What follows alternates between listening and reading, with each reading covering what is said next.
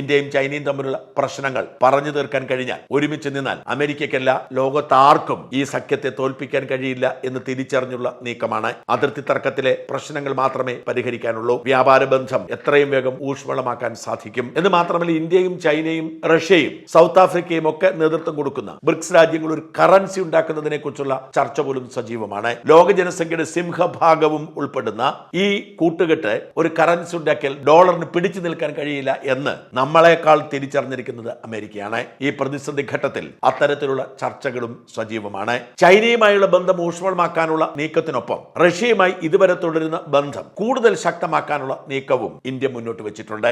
അതുകൊണ്ടാണ് പ്രതിസന്ധി മൂർച്ഛിച്ചപ്പോൾ ദേശീയ സുരക്ഷാ ഉപദേഷ്ടാവ് അജിത് ഡോവലിനെ റഷ്യയ്ക്ക് അയച്ചത്. അജിത് ഡോവൽ ഇപ്പോൾ മോസ്കോയിലുണ്ട്. മോസ്കോയിലെ മുതിർന്ന ഉദ്യോഗസ്ഥരുമായി ചർച്ച നടത്തുന്നു. ഇന്ത്യയും റഷ്യയും തമ്മിലുള്ള വ്യാപാര ബന്ധം കൂടുതൽ ഊഷ്മളമാക്കാൻ, സൈനിക സഹകരണം കൂടുതൽ ശക്തമാക്കാനുള്ള ചർച്ചകൾ ഡോവൽ മോസ്കോയിലെത്തി തുടങ്ങിക്കഴിഞ്ഞു.